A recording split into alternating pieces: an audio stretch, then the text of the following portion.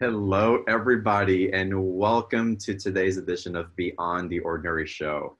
And Steffi, I think I want to share how you and I met. And now we'll get into the full details, but pretty good details. Um, Steffi sent our support team an email saying, "Oh my God, I was participating in a program that you and another speaker put together on the show, and I was so excited about it, and it provided something for me that I wanted to share with someone that was close to me."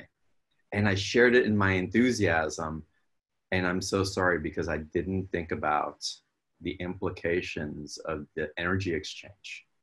And that really is something that I purchased and perhaps they should have purchased. And how do I make it up? How do I bring retribution to not honoring the agreements with your speakers, the agreements with you on Beyond the Ordinary Show, the service that you provide?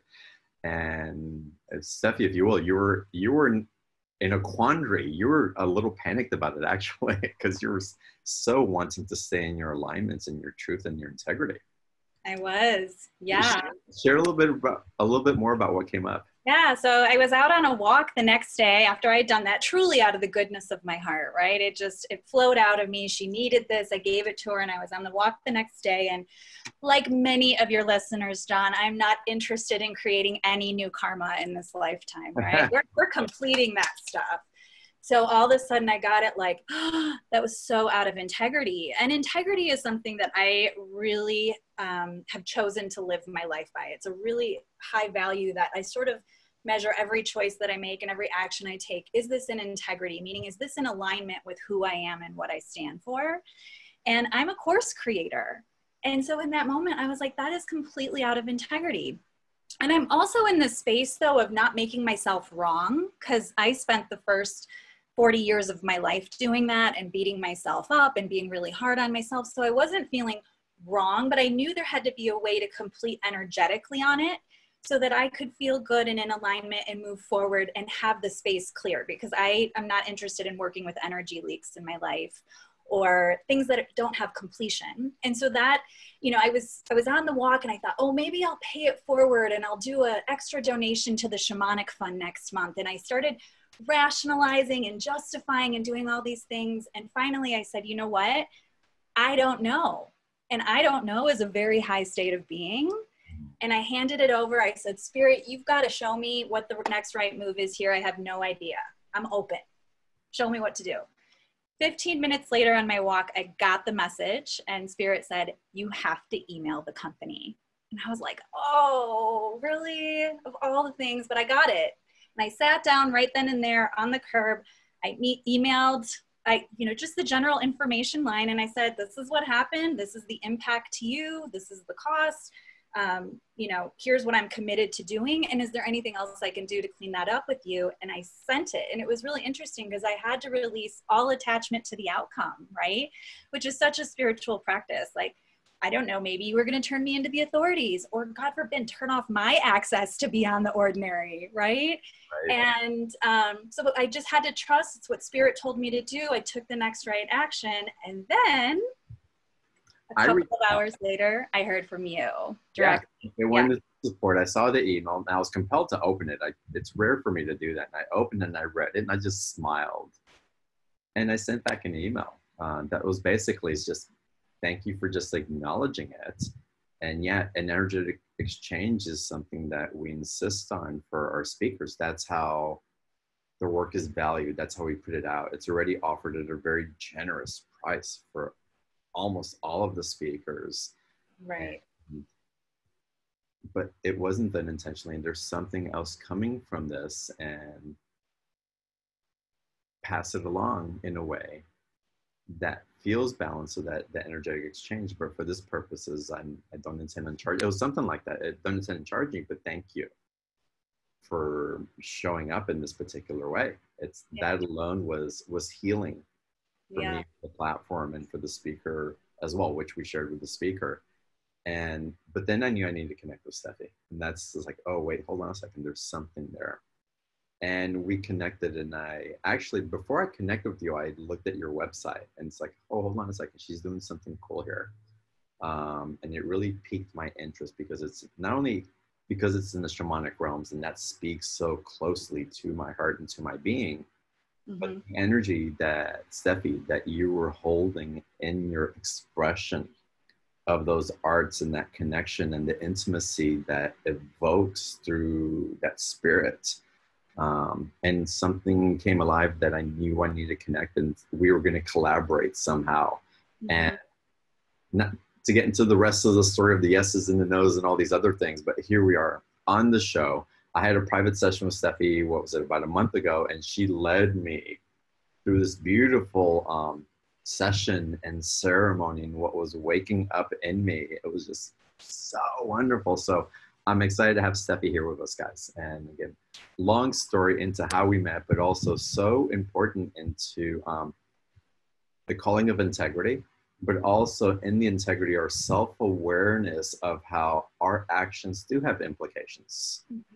And as we become more wise and that as we choose not to ignore what we've known for a long time, we start to take responsibility in the most loving way for ourselves and for the other person as far as the implications of our choices and our actions. And if they're out of alignment for us, we'll feel them right away. And typically, if they're out of alignment for ourselves, they're going to be out of alignment with those people in our lives as well, typically. And you embody that so beautifully. And you teach it from such a beautiful space. So y'all, having Steffi on the call today, it's a breath of fresh air. And you speaker to BTO. And I'm going to share with you her bio here. And we're going to dive into conversation. And Steffi's going to lead us through one of, or an aspect of a very powerful shamanic practice or tool that's available to all of us that actually leads into the special offer where you will get to experience the majesty of this energy as a tool. So let me tell you a little bit more about Steffi. And I'm going to read it so I can be more precise because Steffi writes about it so beautifully.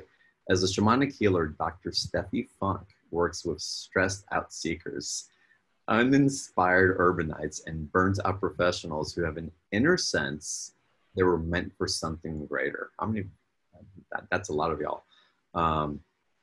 She helps them unveil the light worker within and gives them sacred tools they need to create the extraordinary lives of joy, freedom, meaning, and abundance they just know they were born to lead.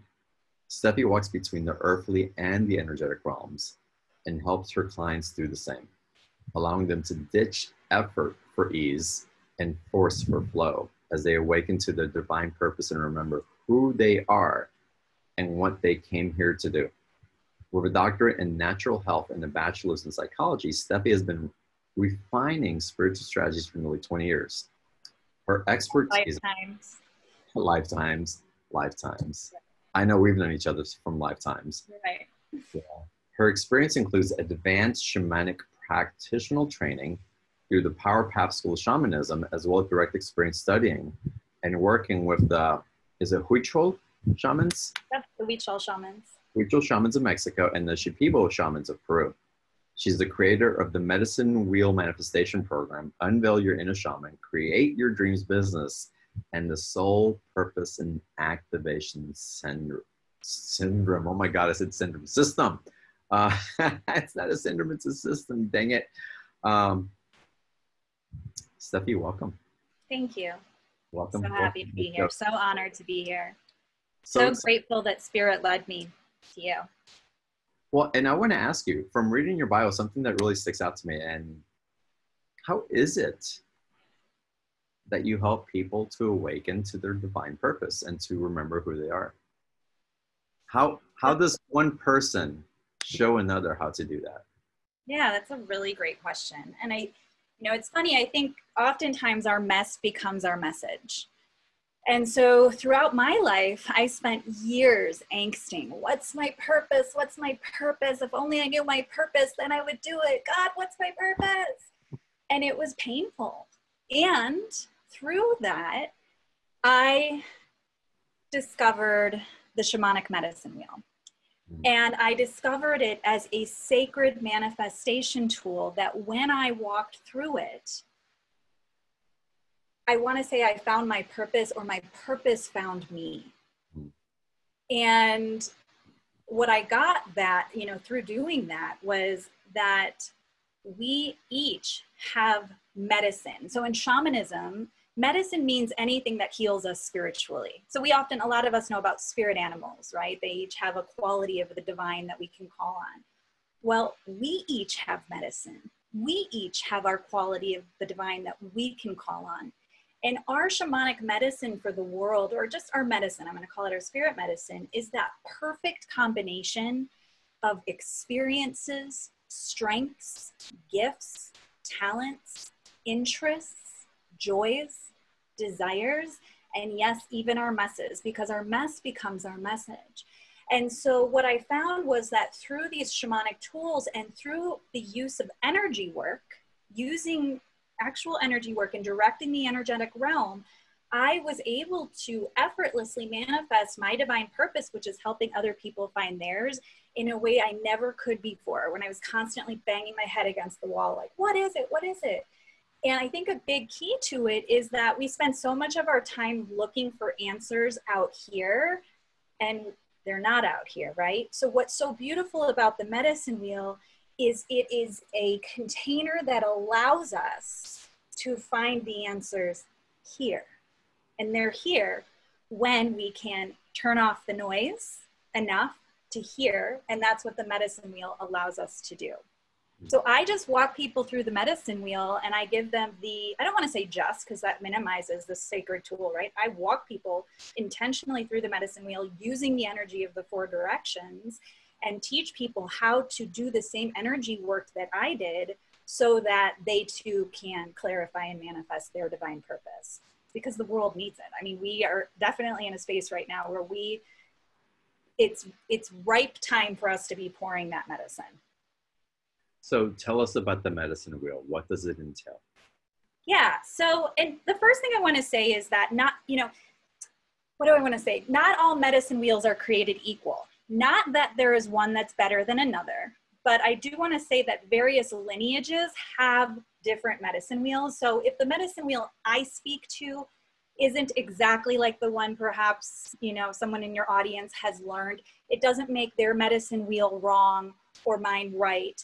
It's just, this is the one that came through my lineage and the one that has been so effective for me.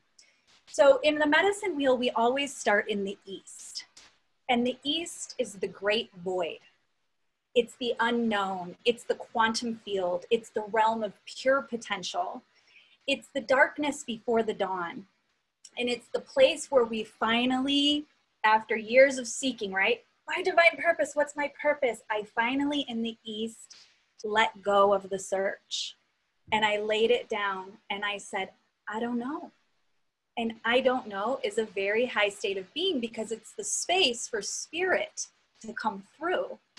When we're stuck in knowing or worse, not worse, but having to figure it out, right? We spend so much, I have to figure this out. It's all on my shoulders. If I don't do it, it's not going to get done. Oh my God, I'm going to be on my deathbed and I'll never have known my divine purpose. There is no space for the divine in there. So the East invites us to let go of everything we think we know, so that we can be open to a new experience. And one other thing I'll say about all of the directions, right? So the East is the void. Each of the directions has a positive and a negative pole. And often we've lived our lives in the negative poles of these directions without really realizing that we're doing that. So it's not that we're doing anything wrong, it's just not effective. So the negative pole of the East is chaos. And the positive pole of the East is peace. Well, and here's the other thing. Each of the directions has a gender. So the East, as you can imagine, is the inner feminine, right? It's that being state that's before anything that manifests. And so when you consider that the East is the darkness before the dawn, if you think about it, darkness can feel one of 2 ways, right? It can feel terrifying. Oh my God, I don't know. I can't see. I'm scared. Or it can feel like a great warm womb of protection and a place to rest before all that's to come. So the East invites us to rest. And it doesn't necessarily mean we have to rest on a couch. So if that's what you feel inspired to do, do that. Because another thing the medicine wheel teaches us is to be in our joy meter. And our joy meter is the thing in our heart that tells us what feels expansive and what feels deadening. And for so long, we've lived in this space of shoulds, musts, have-tos, obligations. And what the medicine wheel invites us to do is to come out of that and to follow what energizes us, what enlivens us, even if it's a little scary, right? So I don't want to discount resting on a couch. If that's what your joy meter is, by all means, rest on a couch. But it really means rest from worry, rest from any sense of control, rest from having to figure it out. And know that in so doing, you get to trust fall into the arms of the universe and be like the sacred child that we are, knowing that our good is completely provided for, that we can trust in perfect divine timing, and that through that, the divine idea comes. We cannot think our way to the divine idea, right? It's received from this being state. So that's the East. And then any questions there, John, before we move on? Yeah, it's fascinating. Okay, yeah. Great. And really, I want you to think like this is a container. So the medicine wheel is a container that holds us. So when we come to it, we come in the East, we're sort of like a child. We're just humbly saying, I'm done. I can't, you can, I'll let you, right? And it's just, we just hand it over. We surrender, we let go, we trust fall. And so then when we move from the positive pole of the East, which is peace, and by the way, I want to clarify something here. I think so often we have this tendency to, I have to be peaceful. I have to be peaceful. I'm a spiritual being on a spiritual path. I always have to feel good, right? No. Part of the beauty of the East is to be at peace with the chaos. It's all good. There's space for everything. There's space for all of it. We get to surrender into the moment just as it is, knowing it's happening for us, not to us. So I just want to say there that it's not like we fail at the East if we're, not in peace, but can we be at peace with the chaos? And if we can't be at peace with the chaos, can we be at peace with not being at peace with the chaos? And somewhere down that ladder, we can find that surrender and go, you know what? It's all good. So from there, we get to move into the South, which is the outer feminine. So it's a bit more active than the East. And the South is all about receiving. The South is called the container. And the positive pole of the South is support. And the negative pole of the South is trap. So I don't know about you, John, if you've ever created anything in your life that when you create it, all of a sudden you felt trapped by your creation. Oh my God, how am I going to get out of this? What have I done? Right? Oh, so absolutely. We want our containers in our life and in our work to hold us well, to feel not too loose, not too tight, so that we feel really held, we feel contained, we feel supported, we have nice boundaries, not too loose, not too soft, not too hard either. And so the South is an energy that helps us to open to fill our container. So whereas the East is the soil, the South is the container we put our soil in. And so often we're in the North in action before we've ever created a nice container to hold us in the South and called in the support that is ours by divine birthright. And then we get in the North and we're in action and it feels like a struggle and we wonder why. Well, it's because we're doing it all ourselves. We forgot, there's the South comes before the North for a reason, so that we can call in all of our support, all of our goodness, all of our abundance. The South invites us to fill up our cup with self-care and abundance and goodness before we ever give, so that we're creating from a full cup. And the other thing the South helps us do is it seals up energy leaks. It's the direction of forgiveness.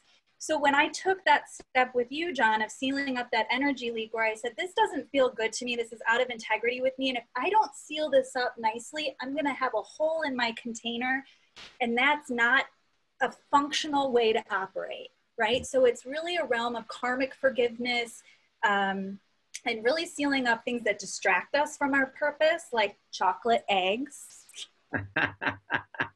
sugar, shopping, whatever the thing is, bad reality TV, right? Whatever the thing is. So So notice though, here we are halfway through the medicine wheel and we really haven't done a thing yet. And that's perfect because so often, and John, you've actually counseled me on this, right? Because I'm a type A, a recovering type A perfectionist, I'll say. So I have a tendency to get seduced by senses of urgency that really don't exist, right? So often we're in the North, especially in, you know, America, where like, you know, or, you know, in this day and age, we tend to just like want to be in action, and we bypass this whole process where 75% of the wheel is really calling spirit in and working with the energetic realm before we ever do a thing. So from the South, we get to move into the West. And I just want to stop there for a second. Questions on the South? Well, what I want to say that it's just, what a beautiful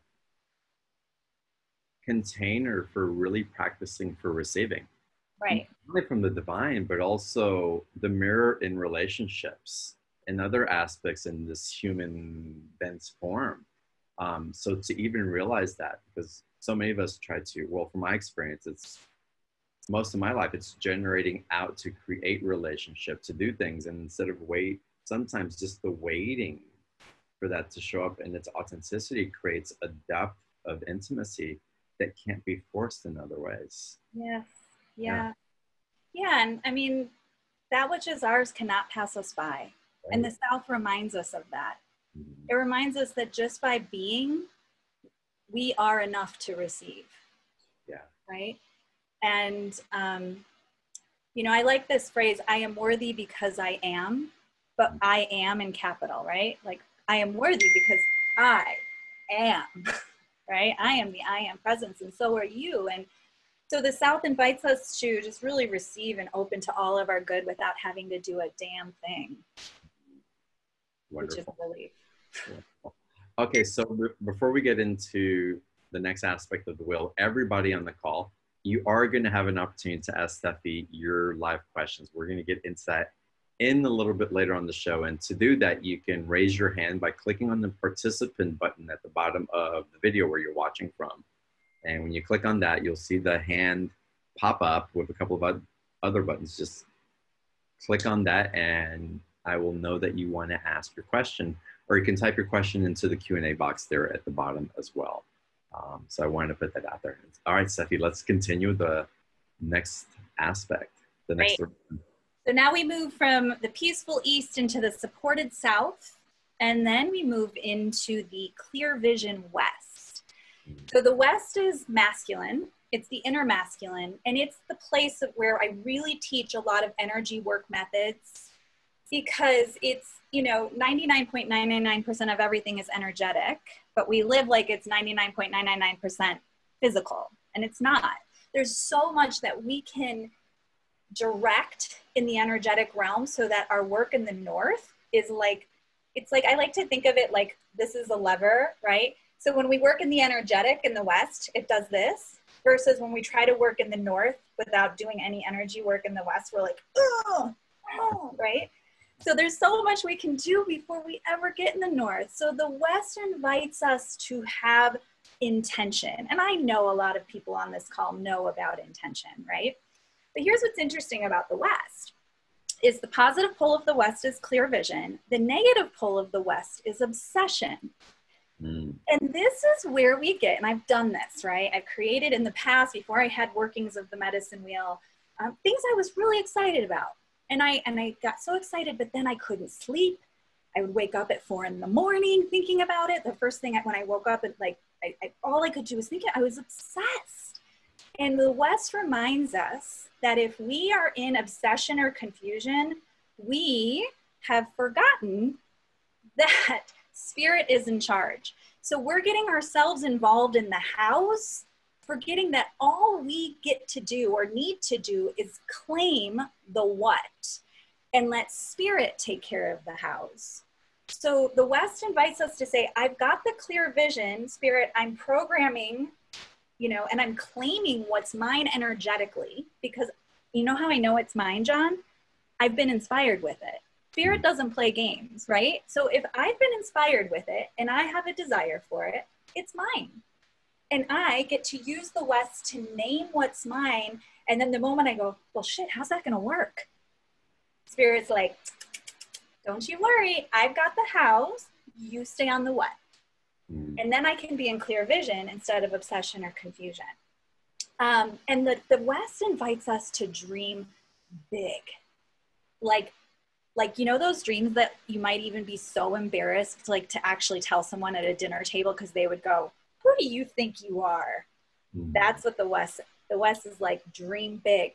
And the West, if you think about it, the West is the sunset. So the East is, you know, the sunrise or the dawn. The South is midday. The West is the sunset. Now the sunset takes with it anything that's standing in the way of us and our dreams. Limiting beliefs, ancestral patterns, subconscious, whatever, known and unknown, doesn't matter. The West will take it all.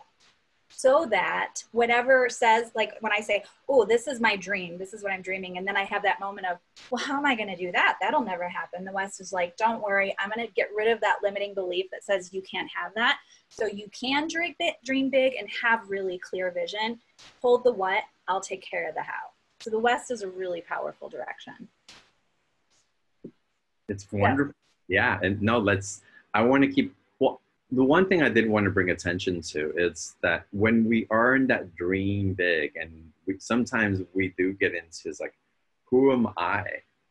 What can people do to not get caught up in that? Because it seems like the opportunity comes in and just kind of slithers by after a certain amount of time. And what was meant for you sometimes is gifted to someone else to carry forward if you didn't. And it's not that we want to get into the fear of it, but how do we get into the flow that it is ours? And yes, let me do something with it. And again, not contract, because again, who am I? Why am I? You were touching on one of my favorite topics of all. And this, I call it the fear dragons. I didn't create the fear dragons. It's just what I tend to call it. This is based on the work of the Michael teachings. So if anyone's interested in learning more about the fear dragons, I love talking about them. So the fear dragons are those things when we are on our hero's journey. The fear dragons are designed to take us out of the game, right? They want to keep us in the stands. They want to keep us small and safe and in the stands. And we are spiritual beings having a human experience on our hero's journey. And what fun is any hero's journey without some dragons to slay, right? Agreed. So first of all, I think it's really important to know that, you know, vulnerability is extraordinary, and being extraordinary is the ultimate vulnerability. When we step into our bigness, those fear dragons come out fierce. And just the knowing that they're there, I think, is the first step, the awareness. So that when I get that message that says, who do you think you are? I can go, fear dragon, quiet in the back. You okay, I know you've done a really good job for me for 40 years. Now I'm going to give you a pacifier in your blankie. Let's hop in the back seat. You're allowed to come along for the ride, but you can't drive, okay? I love you. Thank you for all you've done, but I'm driving today. So I think that that's a really important step. I think that the next thing is to know that there's only 3 times that your creation, I mean you generally, will ever feel hard, okay? One is when the fear dragons have you by the you-know-whats. So if the fear dragons are at play, all of a sudden you're going to feel like this is hard, but it's our work in our hero's journey to say, I create for the sake of creating. Nothing more, nothing less. Like we were made in the image and likeness of Source, right? And Source created us out of pure joy. And we are here on this earth plane to create out of pure joy. So if we've been inspired with it, we simply create for the sake of creating. We get into trouble when we then get attached to the outcome, or we need a result to make ourselves okay. When we just remember, hey, I'm just here to create for the sake of creating because the muse has gifted me with this divine idea. So I'm just going to take the next inspired action one step at a time. And in each step, hand it right back over to the east. Surrender, let go, spirit's got it. What's the next right action? Then we can navigate those fear dragons really effectively. But I just want to say, John, they're completely normal. So, you know, and the closer we get to our sort of soul's purpose or our authentic self, the nastier they get. And it doesn't mean we're doing anything wrong. In fact, we're narrowing in on it. We're closing in. So it's a good thing. If those are coming up for you, don't make them wrong. Wonderful. And now we go to the north. Yes. And actually, John, you were already in a little bit of the north energy, because the fear dragons love to play games with us in the north. So the north, finally, almost, what have we've gone 75% through the medicine wheel. Now we are in action. The north is the direction of power, vitality, strength, leadership, extraordinary, taking the action. So in the east, it was the soil we opened. In the south, it was the container we put our soil in, we received. In the west, we planted our seed, clear vision. In the north, we grow. We take that action. Now, when we've gone through the medicine wheel, we're really clear on what that next inspired action is, right? And here's the key. We do not need to know the next 10,000 steps. I can only speak for my recovering perfectionist self. I wanted the business plan. I wanted to know, the contingency plan, A, B, C, D, E, and F. And actually, you know what? I'm probably going to fail, and I hate failure, so I'm just not going to do it at all, right? So the north says, just take the one next step. And then here's where the medicine wheel becomes a tool for life. The second we step, we go right back into the east. We surrender, we release, we open, spirit, you've got it. We receive in the south, we clear vision in the west, we step again. And before you know it, we have the relationship of our dreams, the soul purpose of our dreams, the work of our dreams, just one spirit-guided baby step at a time. Amazing. Amazing, the different directions. How could a listener know what part of the wheel that they're in, and how does it relate to not only projects that they may be starting, but other aspects in the cycles of their life? Again, whether we're going spiritually, in relationship, and different opportunities that present themselves. Yeah, that's a great question. And the truth is, you can have many medicine wheels at work in your life. You may be, even our lives are a medicine wheel. Our day operates in the medicine wheel. Right now it's almost sunset. We're getting in the west of our day, right? In the east, when we wake up in the morning, we're in the don't know mind. What's ahead, right? It's the space. Yeah. So I love that you touched on that. All of our life is a cycle, and many cycles. And so we can be in many different places in the medicine wheel.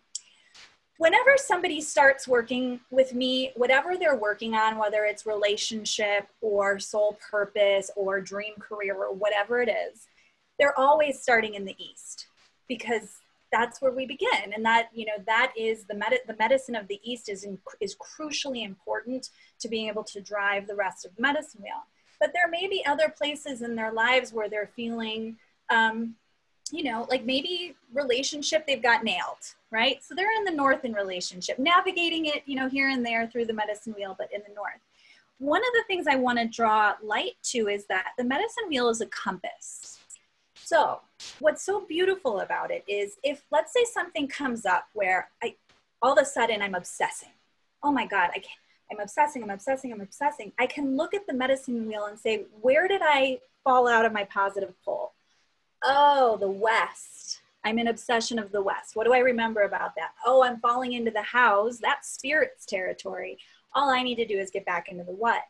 And sometimes it's helpful to even say, well, where did I lose my footing somewhere before? Because here's the thing, if we leave a direction in the negative pole, we automatically go into the negative pole of the next direction. So it can be helpful for us to retrace our steps. So I might go back to the south and say, you know what? I didn't call in any support.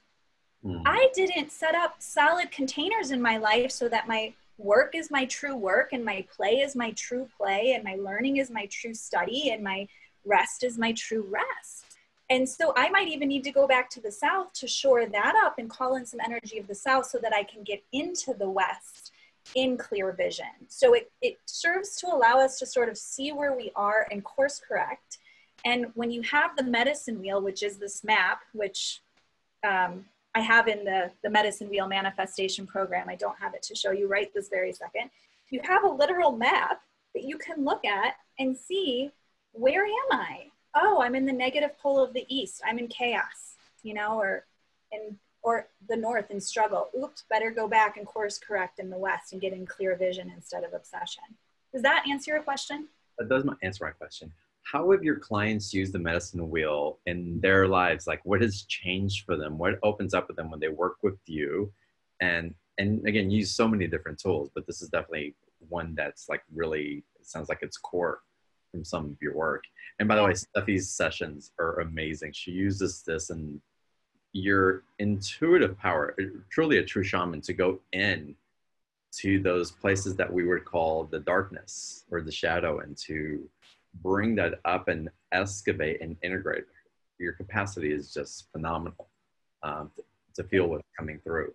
So given this capacity that you have energetically and intuitively, which people will benefit, we'll get into the special offer. Y'all are going to benefit from that so hugely.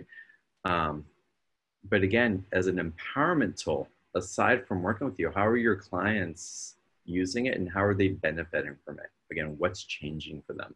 Yeah, so what happens is you start to live your life by a new paradigm, or they start to live their life by a new paradigm.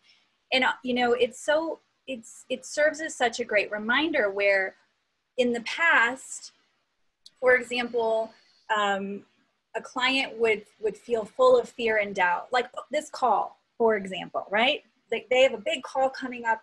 They're dreading it. They're scared. They're like, well, I'm attached to the outcome. I need to perform. Oh my gosh, am I going to do okay? This is all on my shoulders. And then in that moment, the medicine wheel comes in and reminds them, oh, the East, I can hand this all over. I can surrender this. I can golden key this. I don't know if you're familiar with the golden key. I love that tool. I can completely energetically hand this over to spirits. Someone, a power far greater than me, thank God, is in charge, and I can just hand it over. Right? So it's really a tool for living and navigating life that allows life to be effortless instead of a struggle, where we remember more and more of the time who we really are as spiritual beings, indeed as spirit ourself, right? The I am presence is right here, is right there, right? And so the more we remember that, the more we just kind of take a deep breath and we're like, it's all good. It's all unfolding just like it's supposed to. I'm being led into my next inspired action. I don't have to worry about the hows. I'm so divinely supported. Oh, there's a fear dragon. I know how to navigate that. So it truly makes life effortless. It's so interesting because I'm not a gamer by any stretch of the imagination, but the image that I keep seeing is like playing Donkey Kong or some game, and the excitement of getting through a particular level is like, oh wow, and then you go to another one.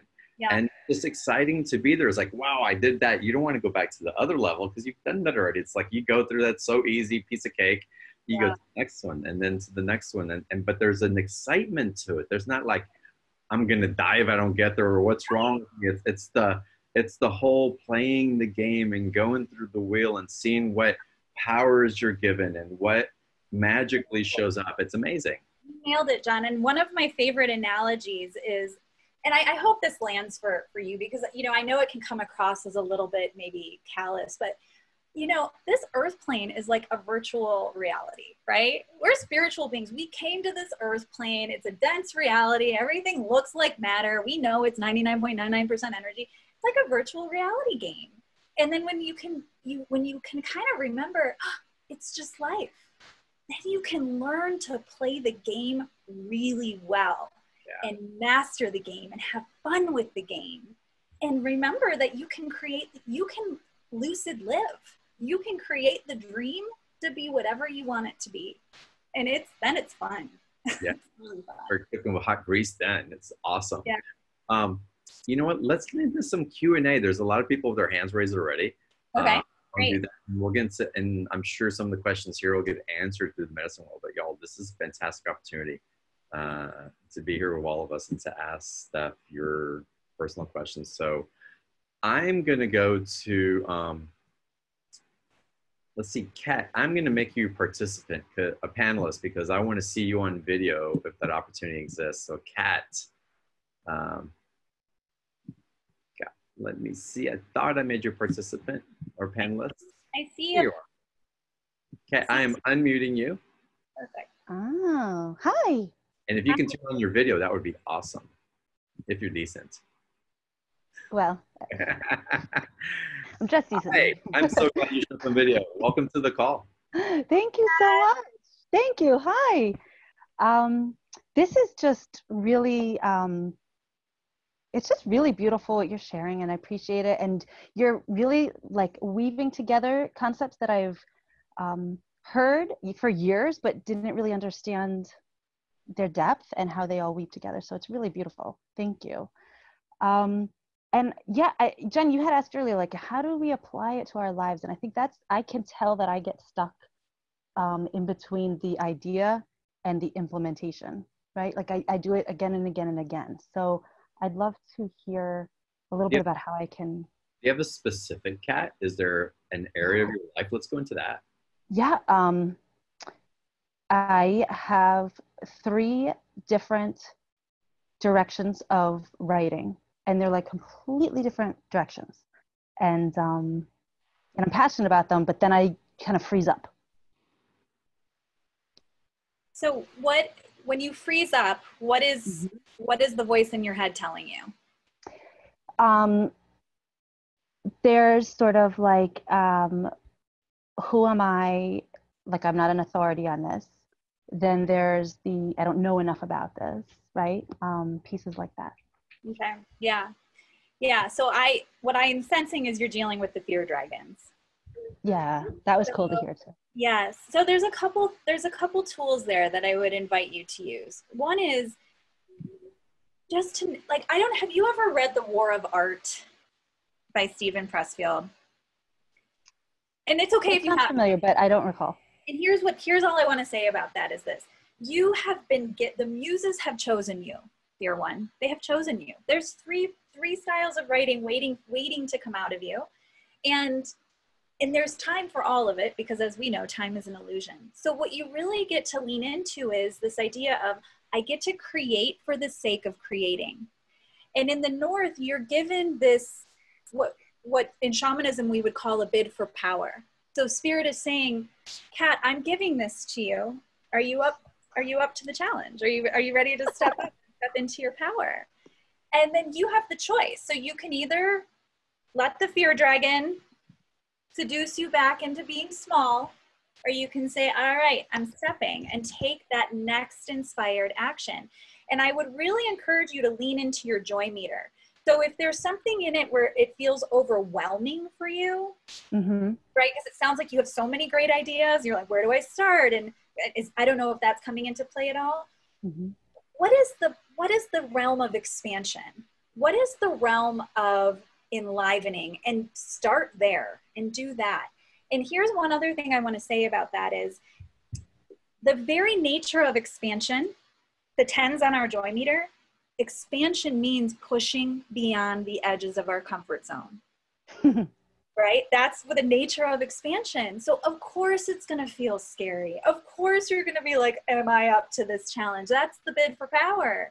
So when you listen to all those fear dragons and then you kind of like look at them dead in the eye and you say, I'm going to do the thing anyway. And you step and you do it.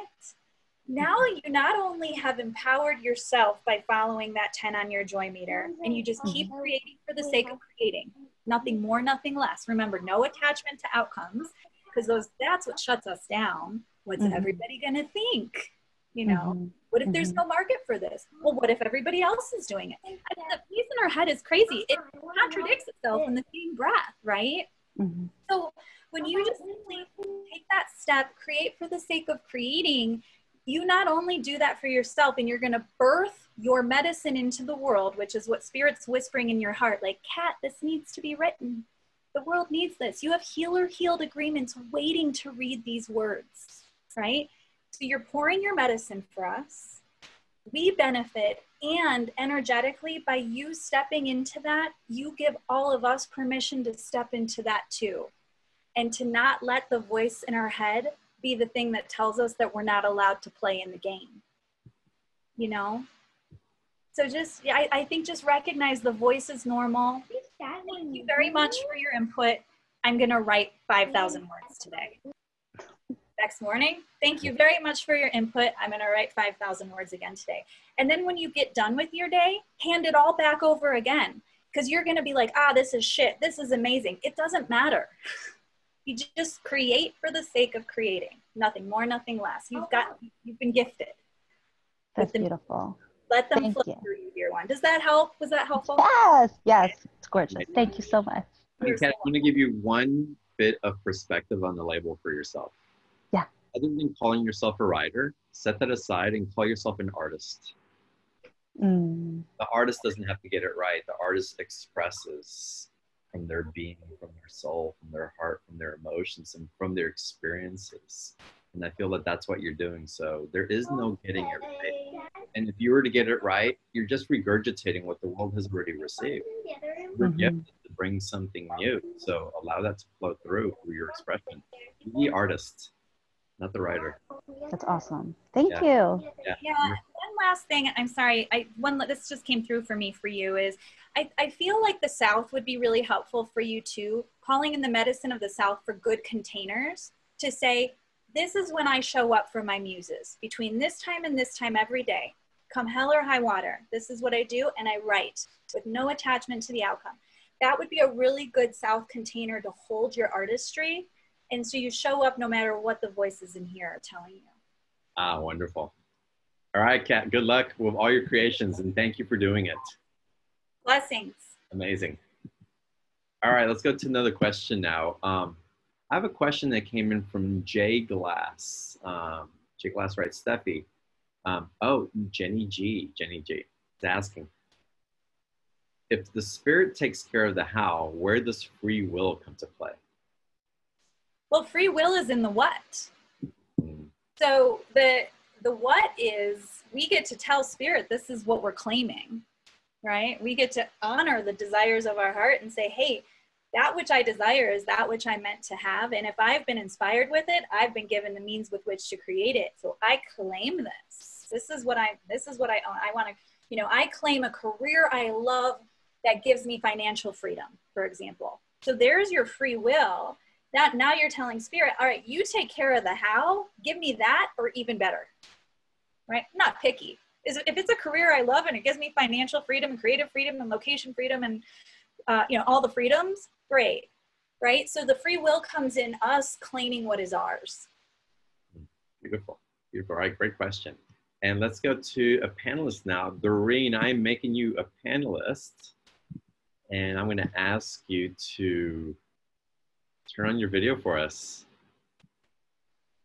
as I unmute you over here. Doreen, welcome. Hi, Doreen. Oh, hi. How are you? Hi. Oh, this is so fascinating. It's so fascinating. Fun. So I guess I'm kind of not knowing which direction to go in at this point. I mean, normally in the past, if I was doing something and didn't want to do it anymore, wasn't working out for some reason, something else always came to me. But it's been, 4 years now. In between, I was taking care of my mom for a good length of time, but she's passed on now, and I just don't know what to do. Got it.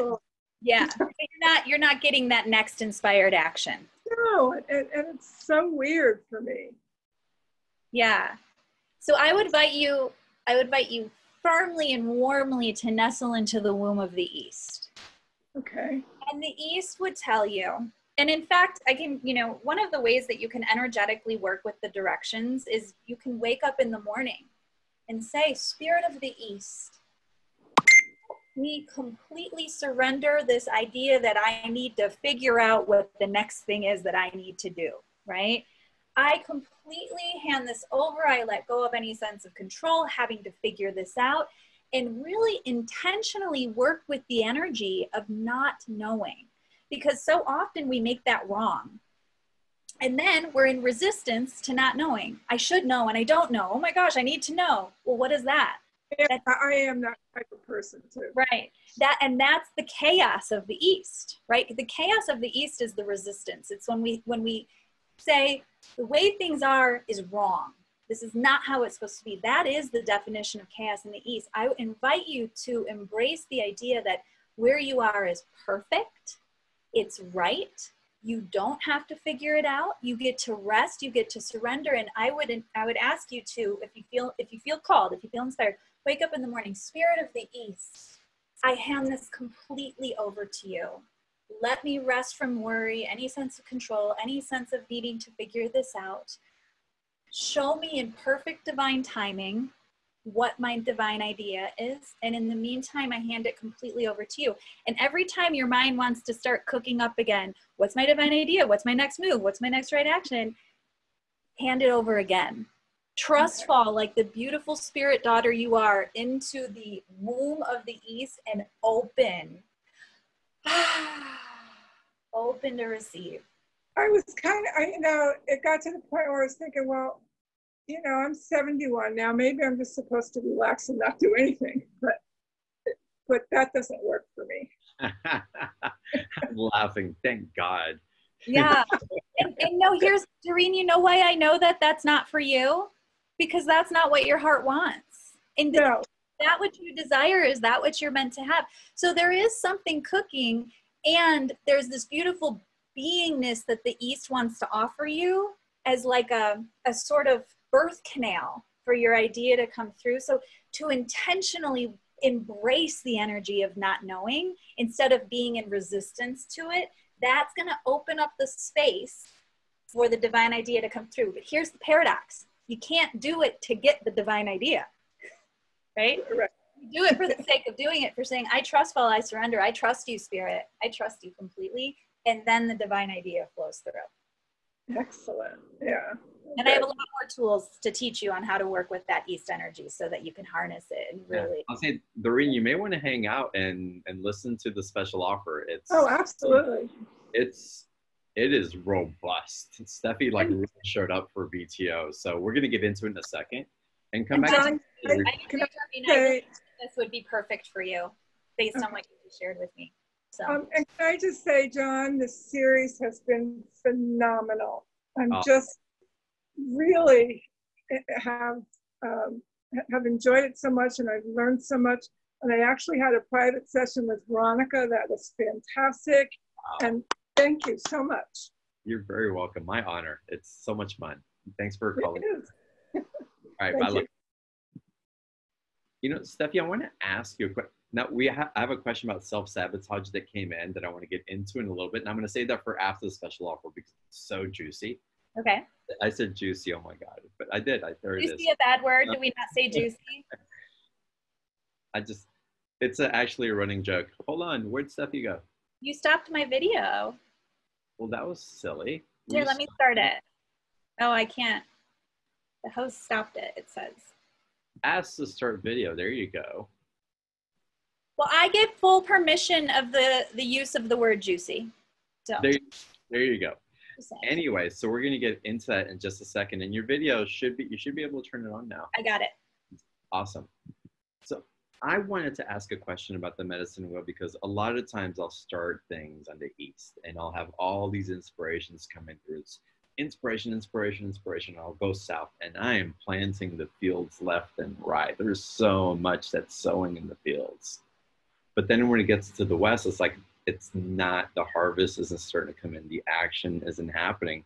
There's a lot planted, but it's like, for some reason, my ability to take an idea to creation and around the next phase of the medicine wheel sometimes seems to get stalled, or seems like a lot of times seems to get stalled. So again, a lot of inspiration, a lot of divine information, a lot of being with it and starting to feel it bubbling up and coming through me, and then nothing. Yeah. Well, there's two things coming through for me on that for you. One is sometimes we, especially those of us in the spiritual community, we're like, oh, this is it, right? We we got this divine idea and this is what it's supposed to be. And then it doesn't come through quite like we thought it was gonna. And we're like, wait, I thought that was the divine idea. What happened? And look, we're on this call right now together, right? So somehow, some way, all the steps you've taken and all the steps I've taken got us right here, right now. Absolutely. So, you know, a lot of times I think the way spirit operates is like, remember, surrender all attachment to outcome. All you're doing is just taking the next inspired action. The work that you're called to do, you're creating for the sake of creating every day. And then spirit's like, I've got the results and the outcomes. It may not, I always liken it like this. I used to be like, I would put my quarter in the spiritual vending machine and I wanted my spiritual soda like right then and there for that button. But that's not how spirit works. So we put the quarter in and we make it this like amazing tea that we didn't even know we wanted. Right. And sometimes in our community, we're talking about manifestation and holding the vibration. If you do this, it'll emanate out.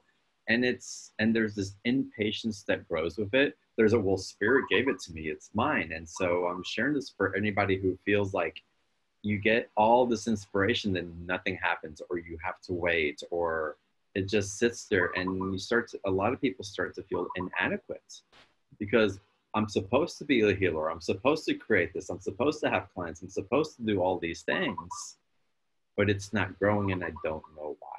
Yeah.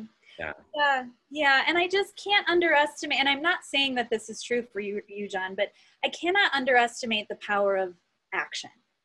And so often we wait for clarity, like, you know, I've got to have all this clarity before I can be in action. We forget that action breeds clarity.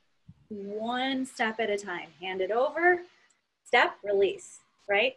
Step, release, step, release. And so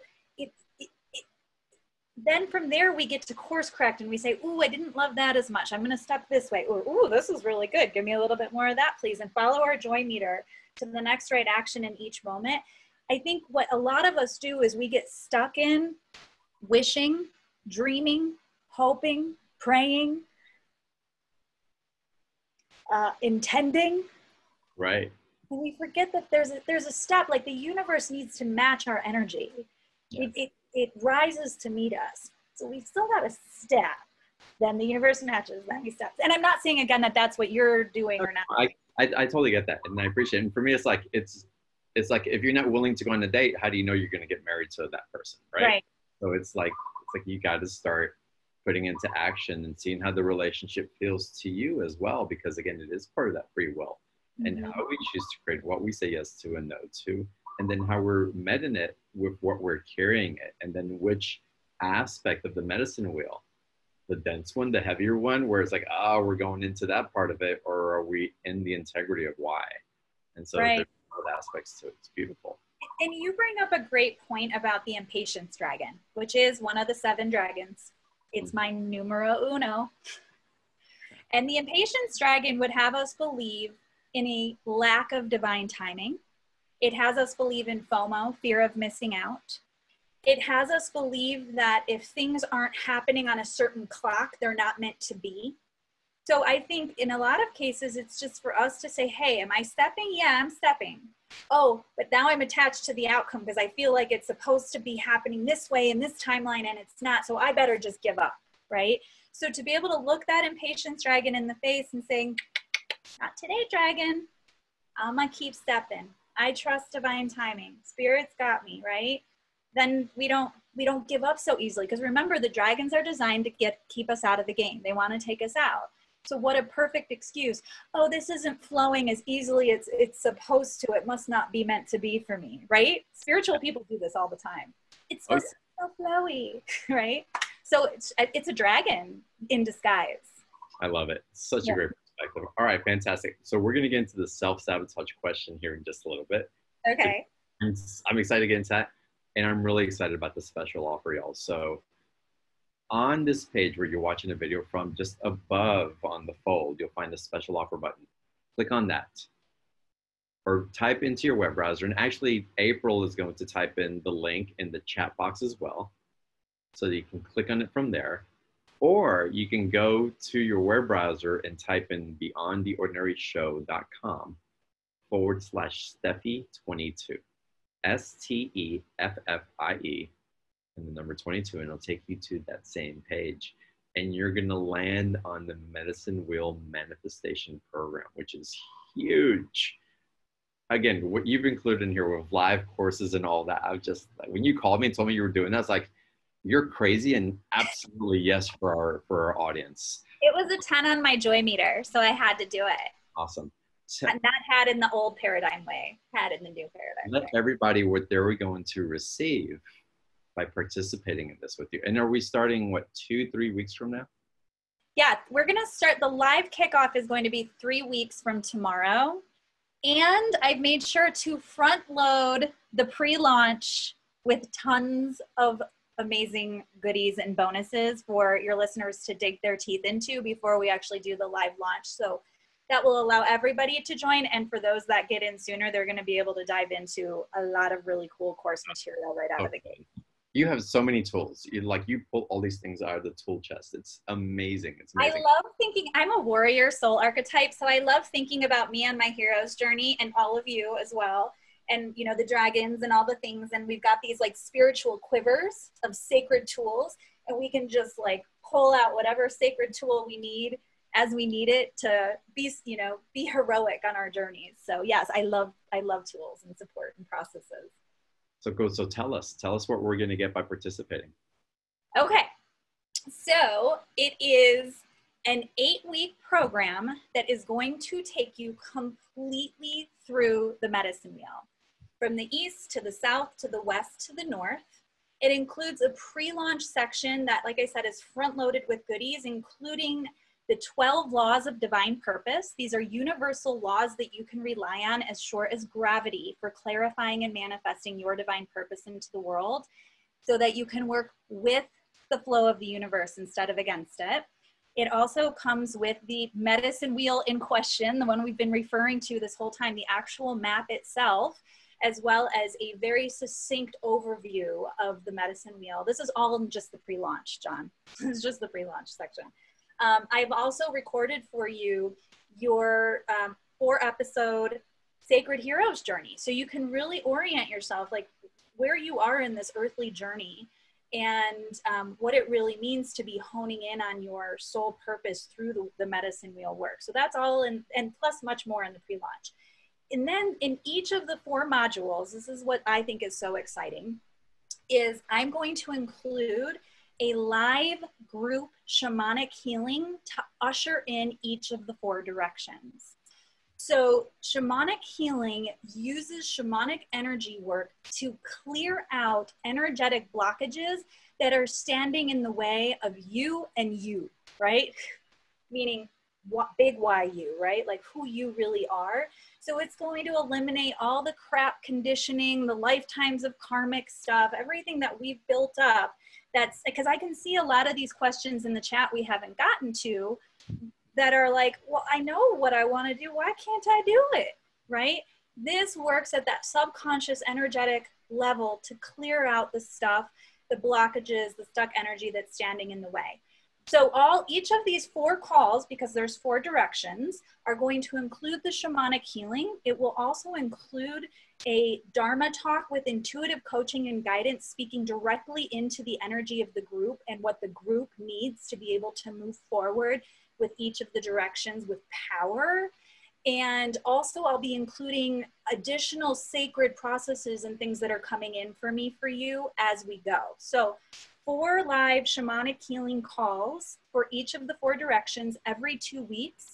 And then there's a 5th integration call, because I don't want to leave you hanging. And I like completion, energetic completion. So we're going to have a processing and integration call to finish. Each of these calls, you'll be able to dialogue with me, ask me your questions as they're coming up, get deeper understanding on any points that you'd like support on. And in particular, that last call, we're gonna make sure that you have ended the medicine wheel with power in terms of what you wanted to create, making sure that that's done for you and that you've gotten what you needed to out of this program. Amazing, amazing. And I think the special offer page really highlights how robust this is, y'all, really. And I might have to play with this a little bit more to to bring it out, y'all listening live here now, or getting it straight from Steffi, someone else looking at this, they really have to read to understand just how, in, again, 60-minute virtual shamanic healings. Mm-hmm. Yeah, I did that. That's also, I think another really key piece of this program is that I teach you how to do energy work, right? I teach you how to access the inner shaman for your own life, and to be able to work with the energetic realm to actually direct it. I don't just mean intention and law of attraction stuff here. I'm talking about actual energy work to call in what you want. So there's a meditation that goes along with each week, but I don't like the word meditation. It's a little loaded. I'm going to call it an energy tutorial that builds on each other week after week, that teaches you how to harness the energetic realm. And so that is also included. And there's also videos and processes that call in the energy of the directions for each of the modules. So for a lot of us on the call today, we're like, well, how do I do that? It tells you how to do that. How do you work with the East? How do you work with the South? How do you call it in? Right? That's important. That's pretty critical. Well, and it's, I don't want to keep, well, I do actually. I want to keep going on this because this is so important. Because you also do work with soul work processes. And from the shamanic standpoint, the power of that and the integration and the awareness that comes through and the clarity from that soul work, it's huge. It is huge. And the energetics that come in through that, our ability to see and perceive and to be in greater integrity from those whole aspects being reintegrated and reawakened or acknowledged. It's huge. It's huge. So, y'all, this is fantastic. It's only $97. That's why I was like, really? You're going to offer all that for $97? Like, all right, let's do it. And Steffi's, and Steffi, and I'm going to speak like you're not here. Steffi's doing it like because she's a rock star. She knows the value of this, and she knows that this isn't about getting a whole bunch in all at once and then going away. If y'all haven't heard of Steffi, keep looking in our community and in other places and seeing her flourish and grow. Y'all are in the beginning of something truly special. And again, take advantage of this course. $97, 2 payment option, 30-day money back guarantee. It's really no risk, no dragons in this special offer. I'll tell you that right now. It's the only dragon is the click away. You have to click. Yeah. Click on it and participate. I was, I'd just like to add to that. I was in ceremony this last weekend, shamanic ceremony.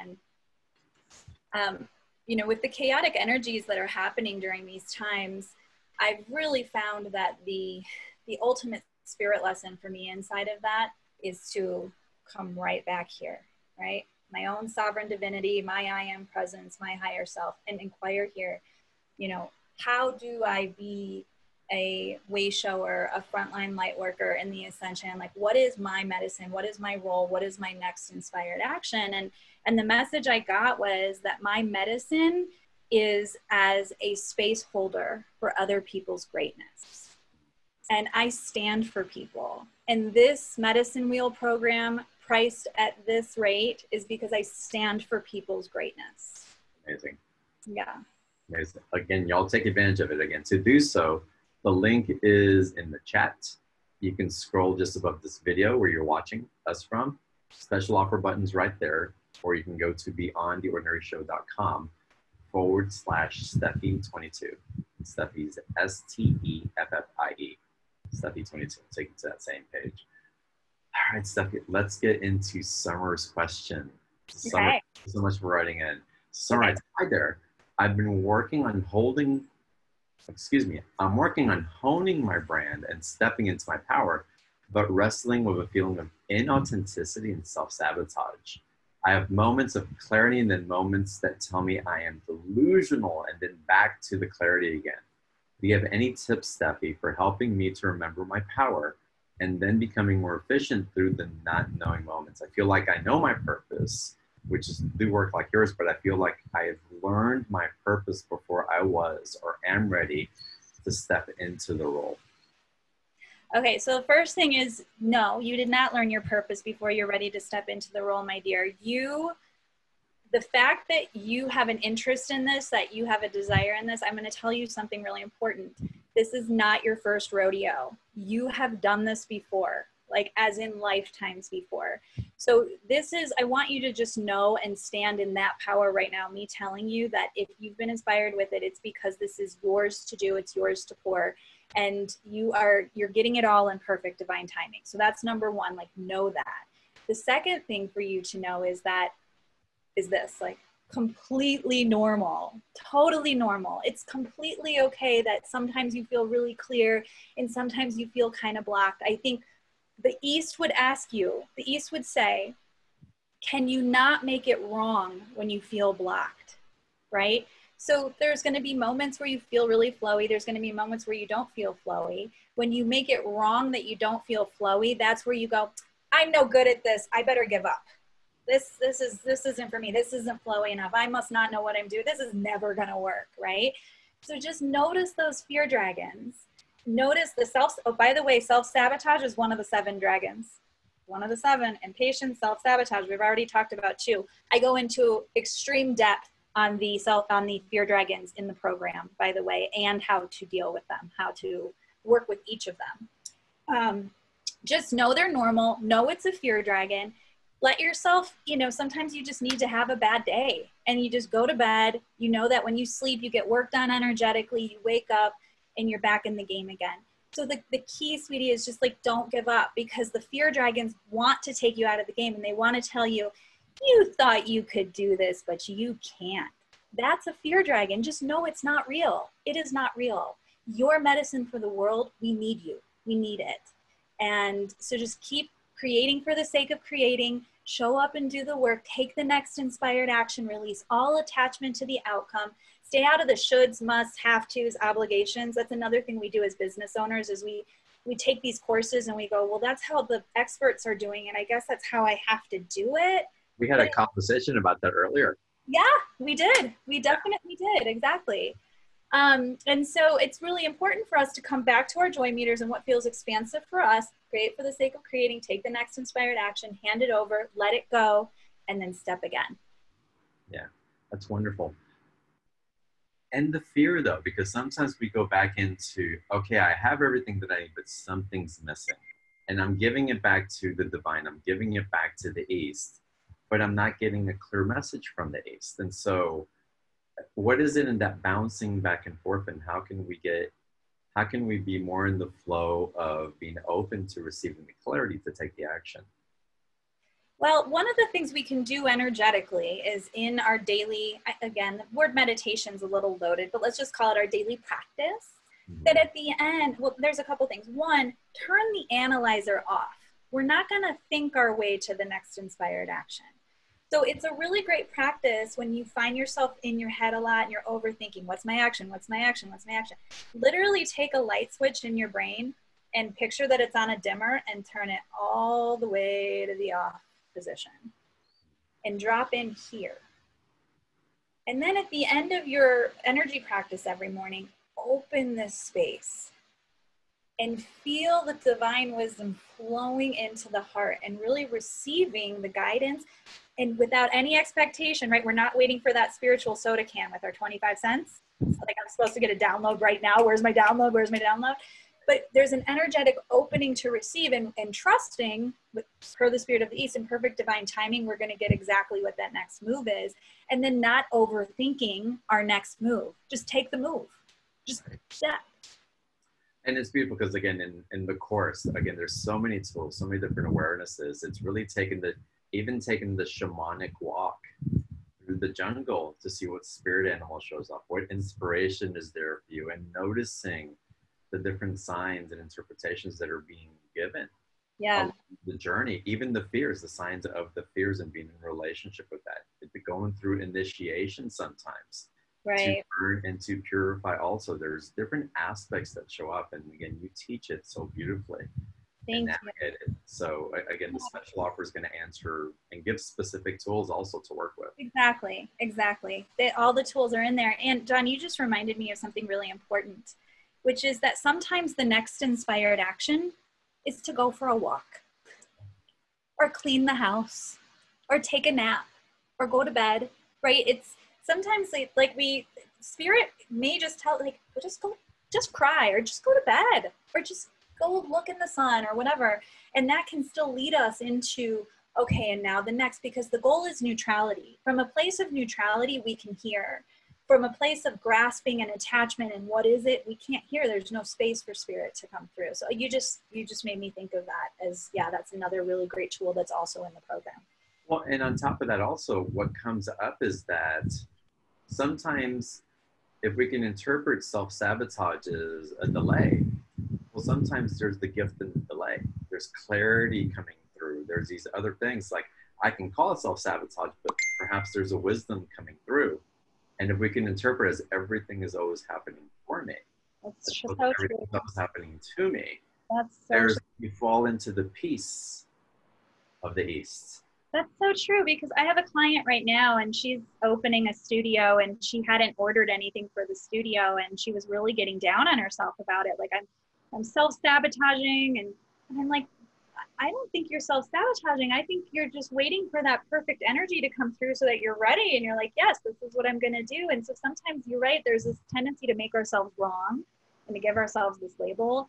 And you know, who are we when we can let go of any label of wrongness and like let it all be exactly right? And I'll share a very grounded perspective around this also, because I got into thinking I was self-sabotaging or delaying.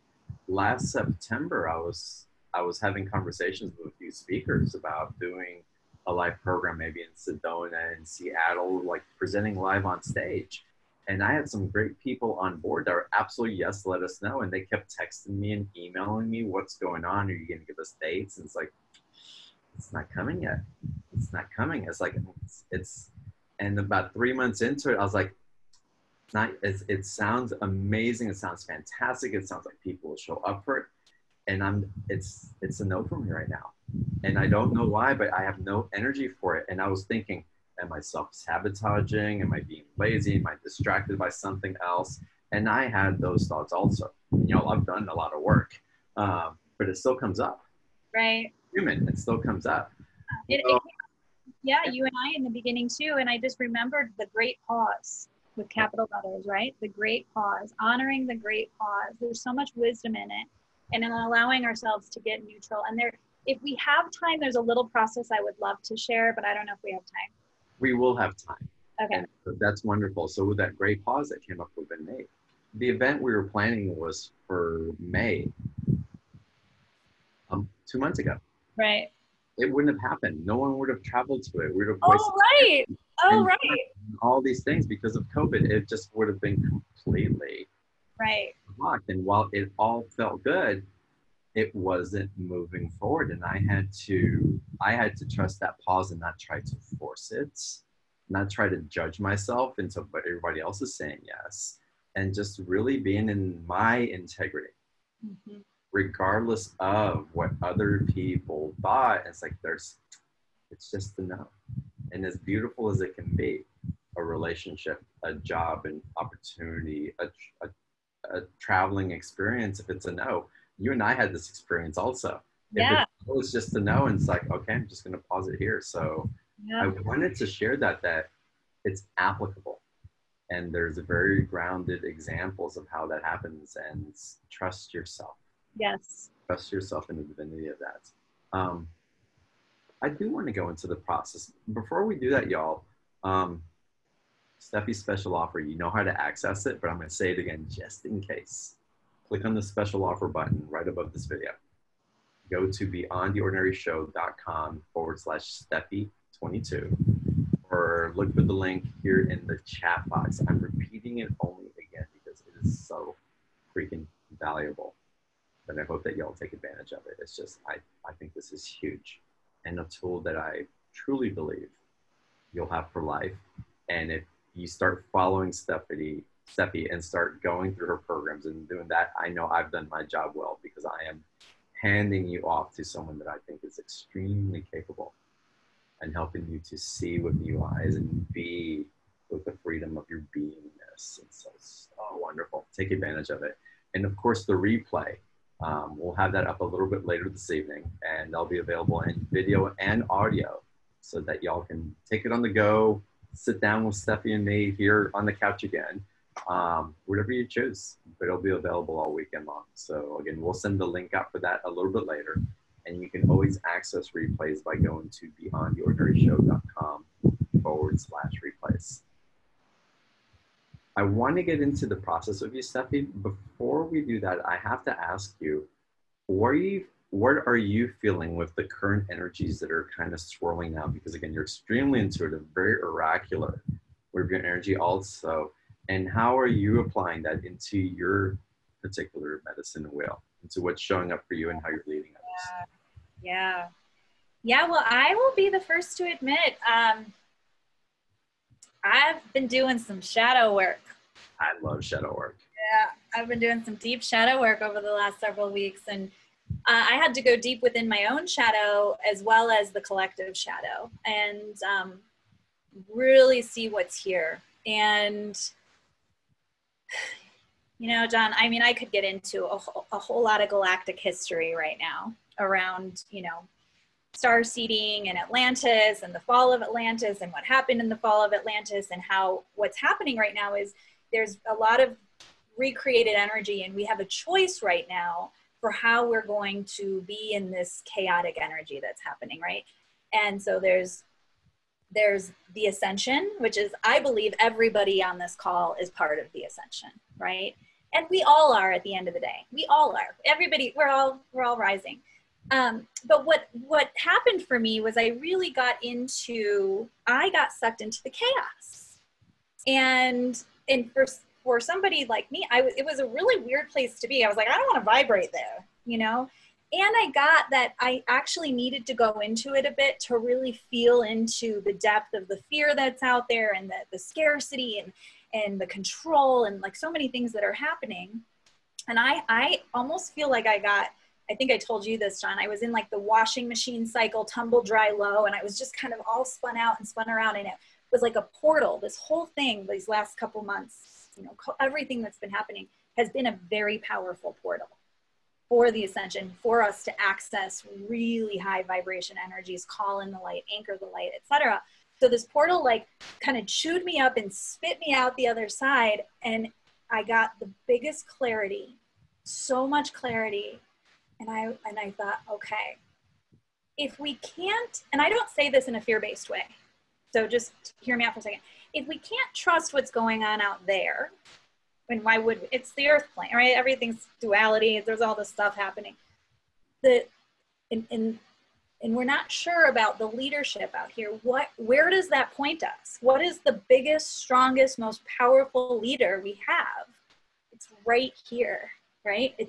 So it was, after all of that, I just really got this divine message that what really is being spoken so strongly into the collective right now is for each of us to embrace our I am presence, who we are as spirit, and really anchor that in, my sovereign divinity, my I am presence, my inner knowing, and know that through that, I will always be led to the next inspired action. And it's not anywhere out here I'm going to get that information. So the medicine wheel, right? I got to go into the East, and I got to celebrate. I don't effing know. I don't know. What an incredible place to be. And so now all the information I'm taking in, I'm going, could be, I don't know.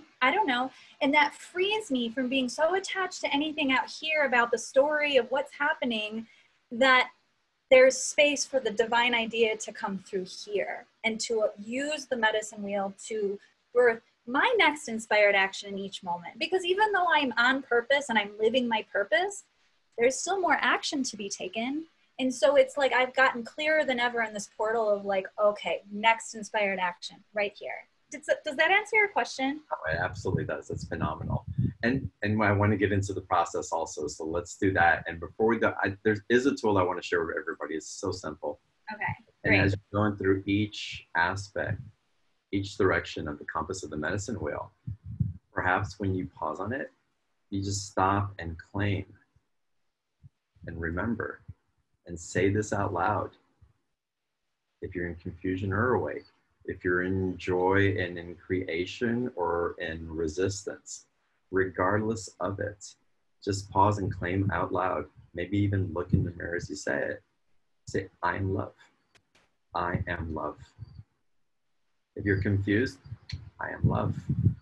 If you're having fun, I am love. Mm-hmm. If you're seeding something, I am love.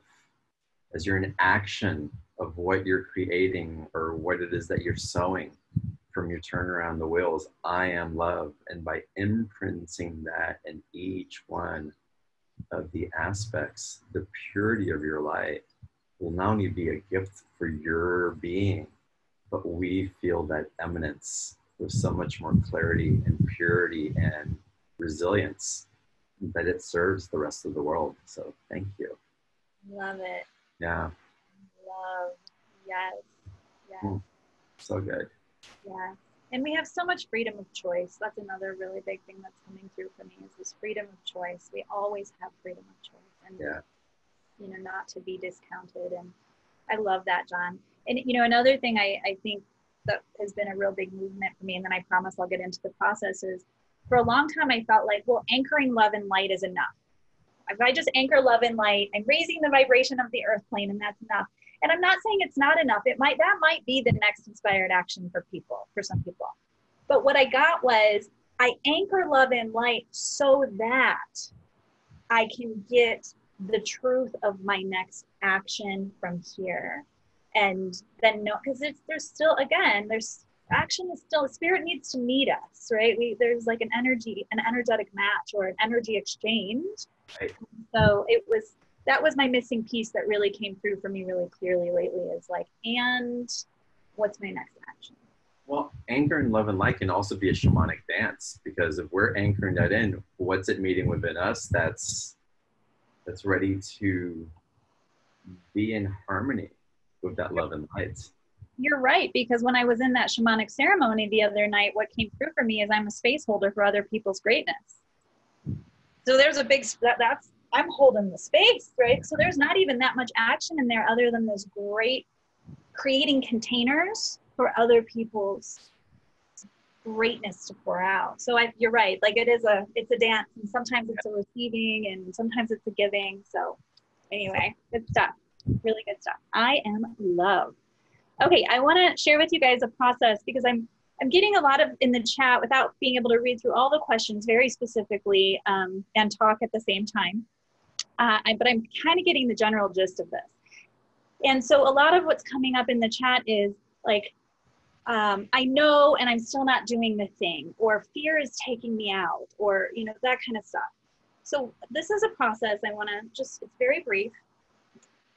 So let's just take as a tangible example, I'm going to pick on the self-sabotage question for just a moment, because it's so perfect for this, right?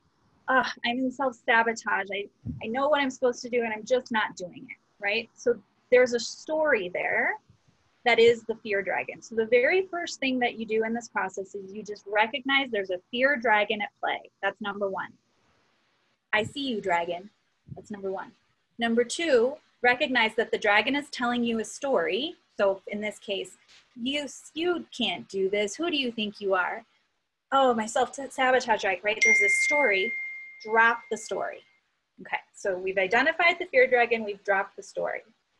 Then we feel, where are we feeling that fear dragon in our body? Because there's always a body wisdom that's tied to that dissonance. So let's just say I'm feeling self-sabotage. It's telling me all these stories. I've dropped the story, but now when I feel into my body, oh shoot, it's right here in my power chakra, or my heart, or my throat, or my, you know, wherever you feel it. Oh man, I feel it in my power chakra, right? You take 90 seconds at that point, no story, and breathe into that power chakra, and you give it all the space, all the breath, all the love, all the acceptance. You allow it, right? Because so often we make these feelings of discomfort wrong, and we just shove them down and shove them down, and then they become our karmic wounding that attracts more and more events to us that just show us, hey, you're wounded here. Can you take a look at this? Right? So this is actually a process that I'm teaching you of karmic integration. Okay, this is actual karmic integration. And what it allows you to do is drop the messenger, which is the story, the fear dragon, and get the message, which is the unintegrated karmic wounding. So you spend 90 seconds, you just give it lots of breath, lots of light, lots of acceptance. Then you recognize, oh, yes, there's an inner child in there, right? And she or he was wounded between the ages of 0 and 7, had no capacity for dealing with whatever that wounding was because we were 5. And so we buried that energetically in that spot. And now it's been like a thorn in our side for the last however many years. And it keeps drawing these situations to us. By the way, if something happened between the ages of 0 and 7, we brought that in from a past lifetime to recreate so that this would be the lifetime where we would actually work it out. So then we can just inquire with our inner child, what is it that you need to hear? And oftentimes it's, you're enough. You're worthy, you're loved, you're allowed to be angry, you're safe. I love you unconditionally. And we can cradle that inner child, we can kiss her forehead, stroke her hair, hold her, tell her, hey, you can come out of the closet now, it's safe. You don't have to hide there. So we drench her with love and compassion, space, acceptance, breath, awareness, all the stuff. And then we call in our allies. And one of the things, John, I always do in my programs is allies come in for the group. And I don't know yet what those allies will be. It depends on the energy of the group and who's coming in. And so the group gets week by week and direction by direction, more and more allies to call on, spirit animals and ascended masters and, you know, all of these wonderful spirit support systems that we have. And so in that moment, I might say, hey, spirit of bear, come in and take care of this. Take care of me and take care of this little girl for me so that I can know the next inspired action, or I can call in, you know, any ascended master to help me in that moment to kind of like hold down the fort, because I'm not trying to make the feeling go away. I'm just allowing it lots of space. It may or may not go away in that moment, but here's the important thing is that in this moment, I recognize I'm healing karmically. I'm doing it on behalf of myself and every human that ever is or was that ever felt this feeling, all of my past lifetimes, my entire ancestral line, and all of my lineage. And you know what I do at the end of that, John? I celebrate. And I'm like, oh my God, thank God for that message. Thank God for that trigger. Thank God for that messenger. Because if it weren't for that, I wouldn't have been able to see that there was something really deep inside me that just wanted some air and space and light and breath. And then the last thing is, and this is what made me think of it before, then I just inquire, what's the next inspired action? It might be to clean the house, right? It might be to go for a walk. It might be to write a blog. Whatever it is, I do it and I know that this too shall pass. And then when I get to that state of neutrality, of really having allowed all the space for what needs to come up, then I get really clear and I know exactly what to do. Next inspired action is like super clear, but that's a process you guys can use if you start to feel yourself coming up against some fear dragons, and it works every time. And it's so much bigger than just slaying a fear dragon. You are healing karmically. Oh, so good. Yeah, so it's good stuff. It's so fun talking to you. I can just go on and on. We're gonna have to have another call just on the shamanic practices and other. There's so much coming through, or maybe even a galactic call. I don't know. It's gonna happen.